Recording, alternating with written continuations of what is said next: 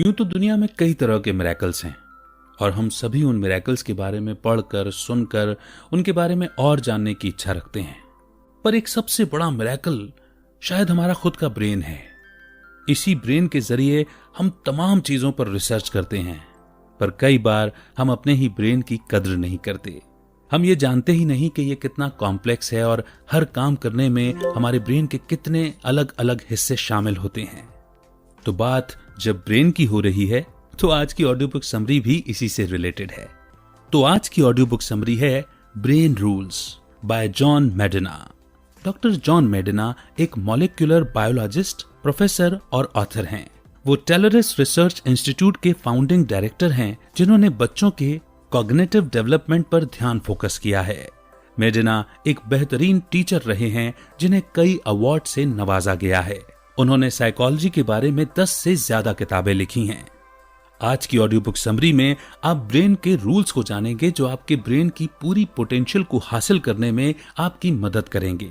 आप सीखेंगे कि अपनी मेमोरी और प्रॉब्लम सॉल्व करने की एबिलिटी को कैसे बढ़ाया जाए। साथ ही आप सीखेंगे कि बढ़ती उम्र के साथ स्ट्रॉन्ग और अलर्ट कैसे बने रहें। तो आइए बिना देर किए शुरू करते हैं brain rules by doctor John मेडिना। क्या आपने कभी सोचा है कि आपका ब्रेन यानी कि दिमाग कितना पावरफुल है? ये शब्दों और नंबर्स को समझ सकता है। जब आप डरे या घबराए हुए होते हैं, तब भी ये आपको एक जगह से दूसरी जगह जाने में मदद करता है। आपका ब्रेन सिर्फ पावरफुल ही नहीं, बल्कि बहुत तेज भी है। क्या आपने कभी सोचा है कि जब आप कुछ पढ़ते हैं तो आप उसे कैसे समझ पाते हैं, या कितनी तेजी से किसी भीड़ में भी आप अपने दोस्त या जाना पहचाना चेहरा पहचान लेते हैं? ये कमाल आपके ब्रेन और उसके अंदर लाखों न्यूरॉन्स का है। ये कितने आश्चर्य की बात है कि एक छोटी सी जगह में आप अनगिनत इंफॉर्मेशन स्टोर कर सकते हैं। तो हम अपने ब्रेन को बेहतर बनाने के लिए आखिर क्या कर सकते हैं? इस बुक में आप सीखेंगे कि ब्रेन कैसे काम करता है। तो आइए बढ़ते हैं चैप्टर्स की ओर। Rule number 1, exercise boosts brain power. हमारे जो पूर्वज थे, एक तरह से आप उन्हें बंजारा कह सकते हैं, क्योंकि वो एक जगह से दूसरी जगह घूमते रहते थे। वो अलग अलग जगह जाने के लिए मजबूर थे, क्योंकि एक जगह पर लंबे समय तक रहना संभव नहीं था।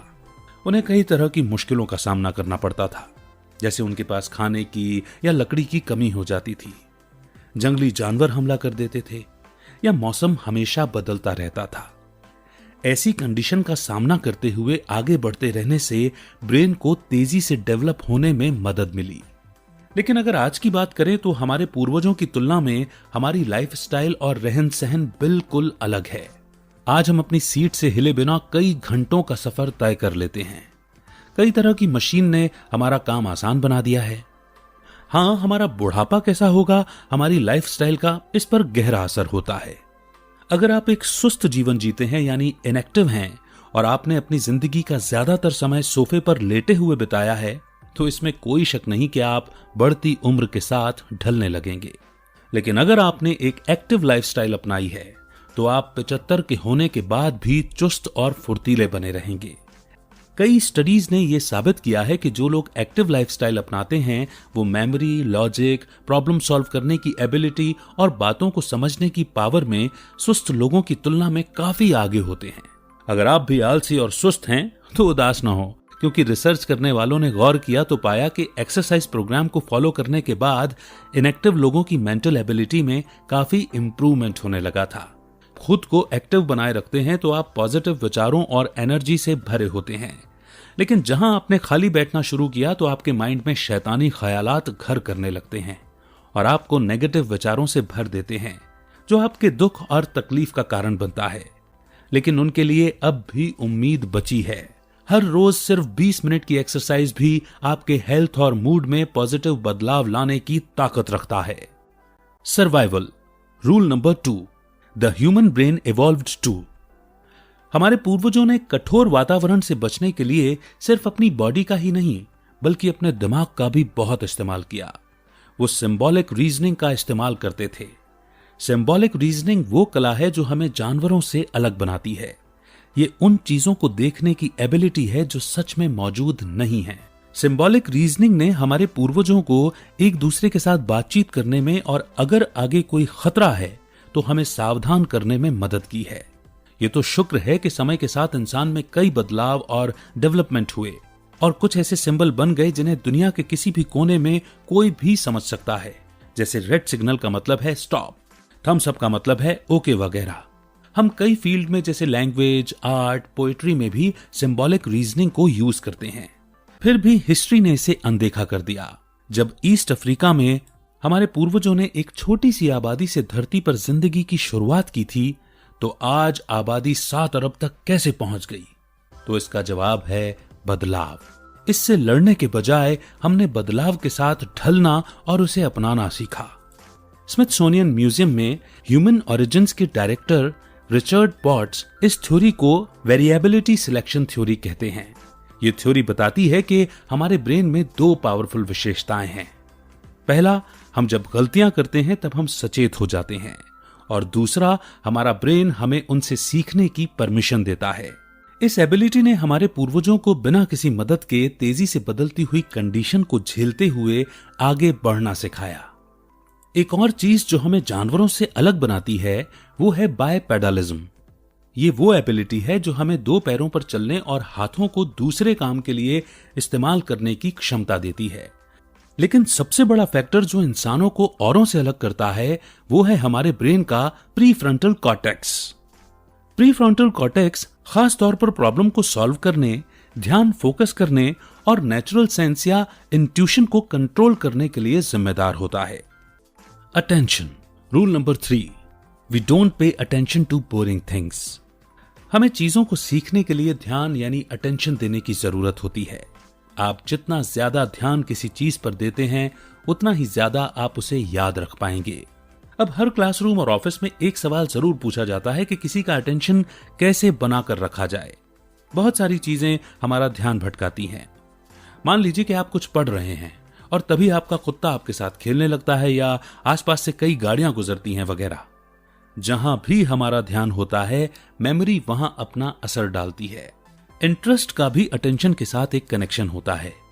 मार्केटिंग प्रोफेशनल्स इस प्रिंसिपल का फायदा उठाते हैं। अपने एडवर्टीजमेंट में वो हमेशा कुछ नया, यूनिक और हटके कॉन्सेप्ट लेकर आते हैं। Short term memory. Rule number 4, repeat to remember. आपकी मेमोरी आपको जिंदा रहने में मदद करती है। अगर आपका ब्रेन इस बात को याद नहीं रखेगा कि आपको खाने की किस चीज से एलर्जी है, तो आप वही चीज बार बार खाकर बीमार हो जाएंगे। एक्सपीरियंस आपके ब्रेन को शेप देते हैं और आपको लंबे समय तक जीने में मदद करते हैं। लेकिन असल में हमारी मेमोरी काम कैसे करती है? जर्मन रिसर्चर हरमन एबिंगहॉस ने खुद पर एक्सपेरिमेंट कर इस सवाल का जवाब देने की कोशिश की। उन्होंने 2303 अल्फाबेट वाले बेतुके शब्द बनाए, जैसे ZUG, REN, TAZ, और उन्हें याद रखने में अपनी पूरी जिंदगी लगा दी। इस एक्सपेरिमेंट के माध्यम से एबिंगहॉस को एहसास हुआ कि मेमोरी की अलग अलग लाइफ स्पैन होती है। कुछ यादें बस कुछ पलों के लिए याद रहती हैं, जबकि कुछ जिंदगी भर के लिए याद रह जाती हैं। आप इस प्रिंसिपल को पढ़ाई करने में अप्लाई कर सकते हैं। अगर आपको बहुत कुछ याद करने की जरूरत है तो आप बिल्कुल ऐसा कर सकते हैं, अगर आप उसे रोज रिपीट करते हैं तो। लेकिन अगर आप एग्जाम के ठीक पहले कम समय में बहुत सारी इंफॉर्मेशन याद रखने की कोशिश करेंगे तो आप इसमें फेल हो जाएंगे। एबिंगहॉस कहते हैं कि थोड़ी इंफॉर्मेशन को गैप देकर याद करना सब कुछ एक साथ याद करने से बेहतर होता है। यानी एक ही बार में सब कुछ याद करने की कोशिश करने से ज्यादा असरदार ब्रेक लेकर छोटे छोटे पोर्शन को याद करना होता है। हम अवेयरनेस के होने या ना होने के बेसिस पर 2 तरह की मेमोरी के बारे में बात कर रहे हैं। डिक्लेरेटिव मेमोरी वो होती है जिनके बारे में आप बता सकते हैं, जैसे मैंने ब्लैक शर्ट पहनी है या हम प्लेनेट अर्थ पर रहते हैं। इस तरह की मेमोरी को अवेयरनेस की जरूरत होती है। दूसरी ओर नॉन डिक्लेरेटिव मेमोरी है जो आप अपने आप यानी ऑटोमेटिकली करते हैं, जैसे जूते की रस्सी बांधना, अपने दांत ब्रश करना या बाइक चलाना। हर सुबह आप बिना किसी एक्स्ट्रा एफर्ट के अपनी रूटीन का सारा काम करते हैं। आपको दांत ब्रश करने के लिए या जूते बांधने के लिए कुछ याद नहीं करना पड़ता। यहाँ तक कि अगर आपने कई सालों से बाइक नहीं चलाई है या गिटार नहीं बजाया है, तब भी आपके मसल्स को याद होगा कि उस काम को कैसे करना है। Long term memory. Rule number 5, remember to repeat. जैसा कि नाम से पता चलता है, शॉर्ट टर्म की मेमोरी इतनी भी शॉर्ट टर्म के लिए नहीं होती। साइंटिस्ट एलन बैडले के अनुसार इसमें 3 फैक्टर का एक कॉम्प्लेक्स प्रोसेस है। पहला है ऑडिटरी, दूसरा है विजुअल और तीसरा है एग्जीक्यूटिव। शॉर्ट टर्म मेमोरी के लिए ज्यादा सटीक शब्द वर्किंग मेमोरी है। ऑडिटरी फैक्टर हमारे द्वारा सुने गए शब्दों के लिए दिया गया है। विजुअल फैक्टर उस इमेज के लिए जिम्मेदार है जो हम देखते हैं और हमारे ब्रेन में उसकी पिक्चर बनाते हैं। Central executive short term memory में सभी चीजों का ट्रैक बनाए रखता है। जैसा कि एबिंगहॉस ने कहा कि अगर आप बीच बीच में अपनी इंफॉर्मेशन को रिपीट नहीं करेंगे और उसे दूसरे जरूरी इंफॉर्मेशन के साथ कनेक्ट नहीं करेंगे तो आप जल्द ही उसके बारे में भूल जाएंगे। इस प्रोसेस को कंसोलिडेशन कहा जाता है। इस तरह हम अपनी शॉर्ट टर्म मेमोरी को लॉन्ग टर्म मेमोरी में बदलते हैं। अगर आप सच में कुछ याद रखना चाहते हैं तो आपको उसे बार बार रिपीट करना होगा। इसका मंत्र है रिपीट करें और कनेक्ट करें। Sleep rule number 6, sleep well, think well. अक्सर नींद की कमी की वजह से आप जो बदलाव महसूस करते हैं उस वजह से आप ओवर रिएक्ट करने लगते हैं, और आप इसमें गलत नहीं हैं। स्टडी ने बार बार इस बात को साबित किया है कि नींद की कमी आपकी बॉडी को गंभीर नुकसान पहुंचाती है। हम बिना रुके या बिना नींद लिए लगातार काम नहीं कर सकते, क्योंकि हमारी बॉडी में जागने और सोने का एक ऑटोमेटिक सिस्टम बना हुआ है। जागना और सोना हमारे बॉडी के अंदर चल रही एक लड़ाई के रूप में बताया गया है।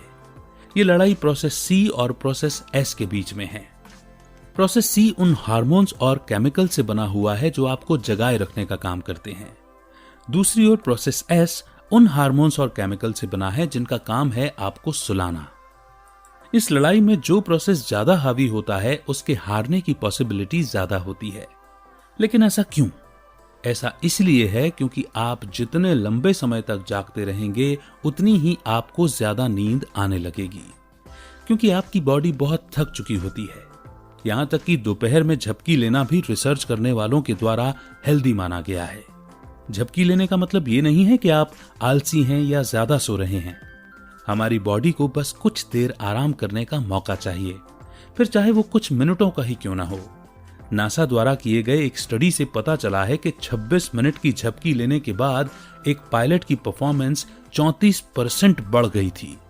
एक और स्टडी से पता चला कि 45 मिनट की झपकी लेने वाले स्टूडेंट्स की मेंटल प्रोसेसिंग काफी बढ़ गई थी। आइए एक कहानी से इसे समझते हैं। 1965 में 17 साल के रैंडी गार्नर ने फैसला किया कि वो अपने साइंस प्रोजेक्ट के लिए 11 दिनों तक लगातार जागता रहेगा। उसने इस अद्भुत काम को सिर्फ सच में करके ही नहीं दिखाया, बल्कि उसने उस साल सबसे लंबे समय तक नींद न लेने वाले इंसान के रूप में एक रिकॉर्ड भी बनाया। लेकिन इसके बाद अपने एक्सपेरिमेंट के दौरान रैंडी बहुत थका हुआ, चिड़चिड़ा और भुलक्कड़ जैसा बर्ताव करने लगा। उसमें अल्जाइमर जैसी बीमारी के लक्षण जैसे भ्रम, पागलपन और मेंटल कंफ्यूजन भी दिखाई देने लगे। पूरी नींद लेना सिर्फ बच्चों के लिए जरूरी नहीं होता। ये हमारी बॉडी का एक नेचुरल प्रोसेस है, खुद को रिचार्ज करने का। पूरी नींद लेना हर उम्र के इंसान के लिए बहुत जरूरी है। जब आपको एग्जाम के लिए पढ़ने की या किसी इंपॉर्टेंट प्रोजेक्ट पर काम करने की जरूरत होती है तो आपको बीच बीच में रेस्ट जरूर लेना चाहिए।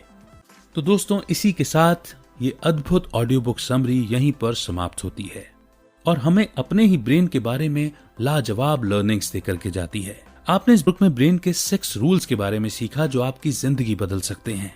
ब्रेन रूल नंबर 1 कहता है कि एक्सरसाइज न सिर्फ फिजिकल बल्कि मेंटली फिट रखने में भी आपकी मदद करता है। ब्रेन रूल नंबर 2 ने आपको ये बताया कि समय के साथ आपका ब्रेन भी डेवलप होता रहा है, उसमें कई बदलाव आए हैं। ब्रेन रूल नंबर 3 ने आपके अटेंशन में मेमोरी, इंटरेस्ट और अवेयरनेस के प्रभाव के बारे में बताया। ब्रेन रूल नंबर 4 ने आपको ये समझाया कि एक साथ बहुत सारी इंफॉर्मेशन को याद करने के बजाय थोड़ा थोड़ा याद करना ज्यादा असरदार होता है। ब्रेन रूल नंबर 5 ने आपको कंसोलिडेशन के बारे में सिखाया। रिपीट करना और कनेक्ट करना शॉर्ट टर्म मेमोरी को लॉन्ग टर्म मेमोरी में बदल देता है। ब्रेन रूल नंबर 6 ने आपको याद दिलाया कि नींद लेना कितना जरूरी होता है। यह आपको पहले से ज्यादा स्मार्ट और हेल्दी बनने में मदद करता है। तो उम्मीद करते हैं ये रूल्स आपके माइंड की कैपेसिटी को बढ़ाने में आपकी मदद करेंगे। तो इस बार उम्मीद ही नहीं विश्वास भी है कि ये ऑडियो बुक समरी आपको जरूर और बेहद पसंद आई होगी। कमेंट सेक्शन में आपके फीडबैक देकर के आपकी राय जाहिर करें। इन सारी लर्निंग्स को इम्प्लीमेंट करने की कोशिश करें ताकि आपका ब्रेन आपको पावरफुल और चुस्त दुरुस्त बनाए रखे। जल्द ही एक नई ऑडियो बुक समरी के साथ फिर होगी मुलाकात। तब तक के लिए दीजिए इजाजत, रखिए अपना बेहतर ख्याल।